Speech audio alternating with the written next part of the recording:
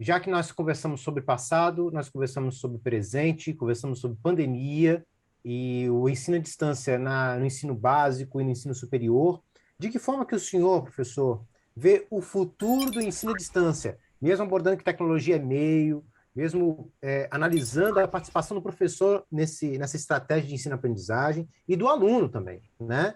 O novo comportamento do aluno. O aluno está tendo outro comportamento hoje. Então, assim, como o senhor, como especialista, vê o futuro da educação à distância? E o futuro da educação, que vai influenciar, né, no produto final da educação? Olha, sem sombra de dúvida, a educação à distância saiu fortalecida após a pandemia.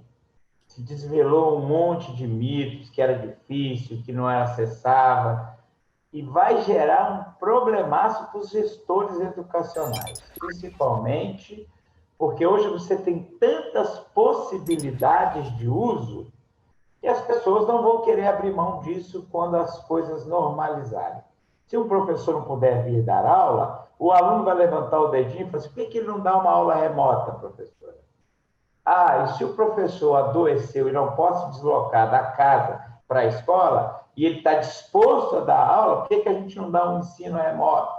Eu acho que a tendência e o futuro da educação no Brasil é ter um ensino num conceito novo que a gente chama de híbrido. Não é o conceito de híbrido anterior. Ou seja, ele vai poder ser, em algum momento, presencial, tradicional, no prédio físico, quando a gente tinha, ou ele vai poder ser remoto, ou vai poder ser uma aula gravada. Eu imagino que a gente vai ter que entender como trabalhar com isso tudo. Agora, você não pode esquecer que os alunos estão mais tecnicistas do que nunca.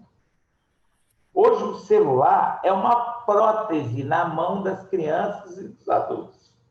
Você hoje falar com alguém que vai ficar uma manhã inteira ou uma tarde inteira sem celular vai causar um desespero nas pessoas.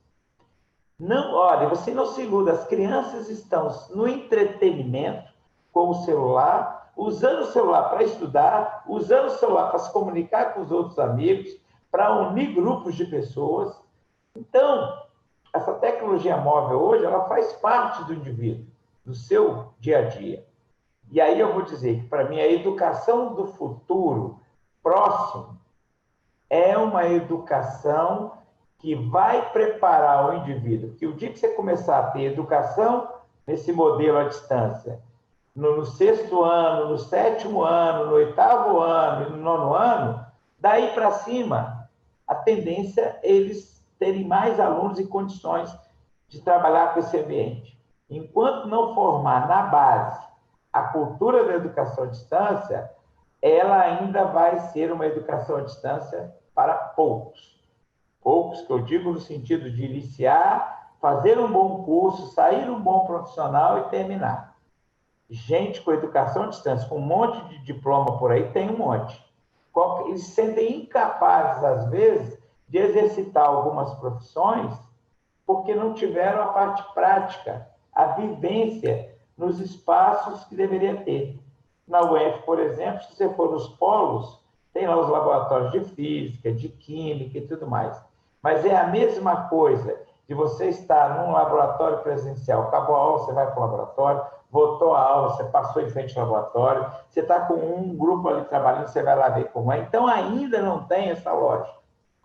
A educação à distância precisa entender como as práticas, os conteúdos práticos podem ser trabalhados, potencializados. Na psicologia, vou te dar um exemplo agora, que eu vi ontem. Não tem mais os ratos de laboratório. Eles usam o Sniff, que é um ratinho virtual, que os psicólogos compram, os alunos têm esse ratinho, para eles fazerem os testes e mexer como se fossem os ratos de laboratório. Então, veja, isso, o curso presencial estão usando o Sniff, que é o ratinho. Então, o que eu estou tentando dizer é o seguinte, vários desses aplicativos vão substituir aqueles tradicionais galpões e laboratórios. O cara que vai trabalhar com um torno aí do Instituto Federal Automatizado, ele pode trabalhar aprendendo as métricas e as medidas com os tornos virtuais. E toda vez que ele estiver de frente com um torno e não conseguir lembrar da programação, ele vai abrir o celular, o aplicativo dele, e vai voltar nas atividades e vai ver. Antes era tudo mecanizado, tudo na mão, no braço. Então, a tendência... Aí eu li uma matéria essa semana da Petrobras, dizendo que vários... Alex, e Luiz Renato confirmou isso, inclusive, que é meu aluno, que é gerente da Petrobras. A Petrobras está com um plano de manter em home office, mesmo depois da pandemia, diversos grupos de funcionários, que eles perceberam que mesmo o cara em casa, ele deu conta do trabalho.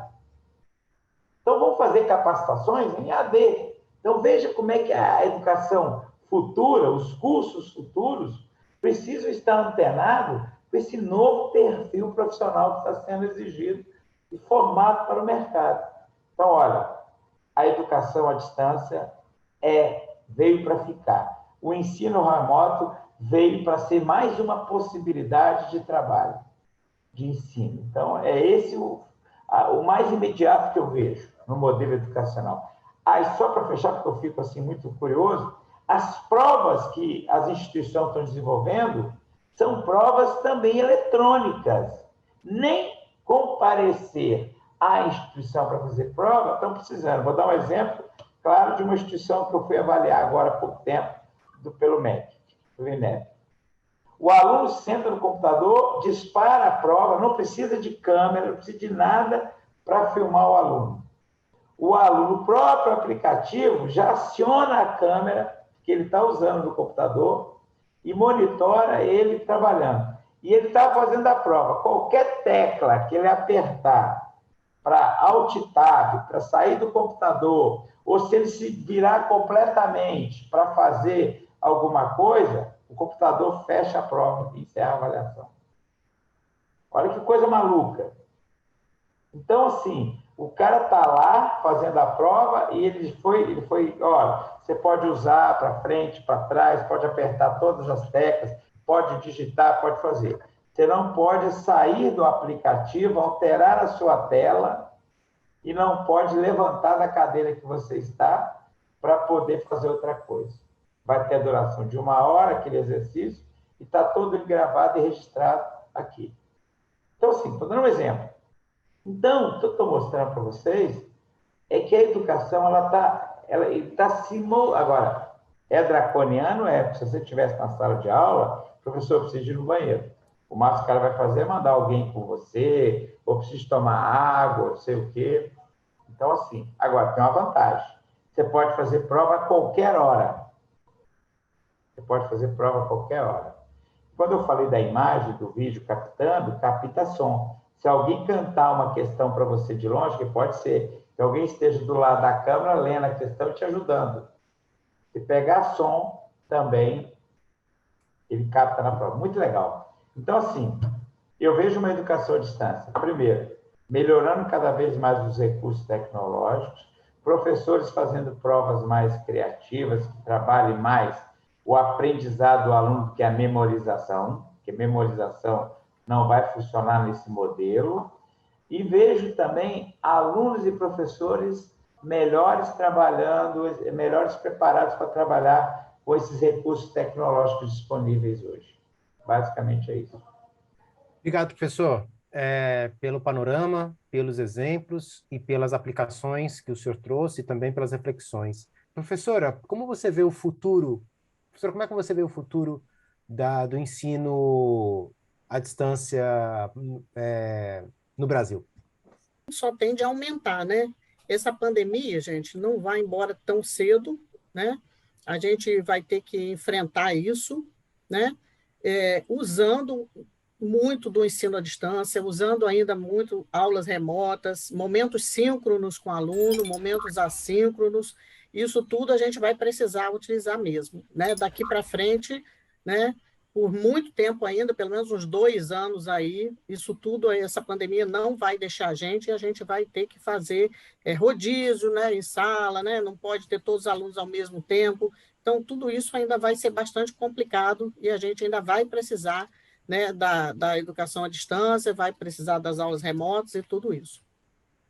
Professora, muito obrigado. Professor Carlos Henrique também, muito obrigado pela participação dos dois.